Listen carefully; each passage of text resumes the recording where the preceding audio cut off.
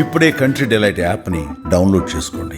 Download the country delight app now. Corona రక్కసి మళ్లీ కూరలు చేస్తోంది. చిన్న చిన్నగా కేసులు పెరుగుతూ తన ప్రతాపాన్ని విస్తరించుకుంటోంది. ఈ నేపథ్యంలో దేశవ్యాప్తంగా 2 కొత్త కరోనా వేరియంట్లు వెలుగులోకి వచ్చినట్లుగా తెలుస్తోంది. ఈ కొత్త వేరియంట్లు తమిళనాడు, గుజరాత్లో నమోదైనట్టుగా వెల్లడైంది. మరోపక్క కొత్తగా పుట్టుకొస్తున్న వేరియంట్లు ప్రజల్ని ఆందోళనకు గురిచేస్తున్నాయి.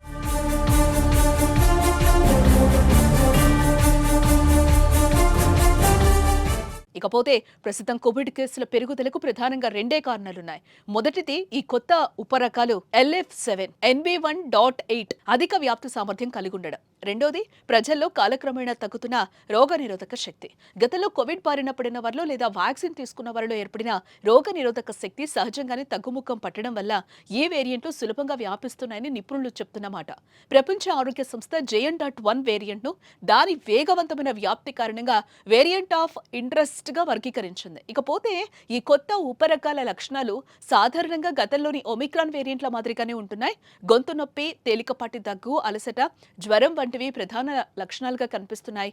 అయితే డెల్టా వంటి పాత వేరియంట్లలో కనిపించిన రుచి, వాసన కోల్పోవడం వంటి లక్షణాలు ఈ కొత్త వేరియంట్ల బారిన పడిన వారిలో అంతగా కనిపించడం లేదని కూడా వైద్యులు చెప్తున్నారు.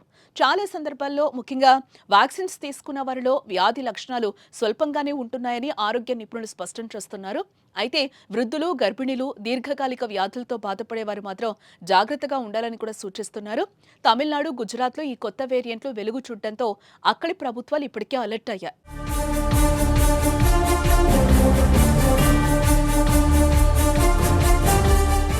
మరోపక్క కొత్త వేరియంట్ల వ్యాప్తి నేపథ్యంలో ప్రజలు మళ్లీ ప్రాథమిక కోవిడ్ జాగ్రత్తలు పాటించాలని నిపుణులు సూచిస్తున్నారు. ముఖ్యంగా రద్దీ ప్రదేశాలు, ఇండోర్ సమావేశాల్లో మాస్కులు ధరించడం, చేతులను తరచుగా శుభ్రం చేసుకోవటం, అనారోగ్యంగా అనిపిస్తే ఇంట్లోనే ఉండి వైద్య సలహా తీసుకోవటం వంటివి తప్పనిసరి.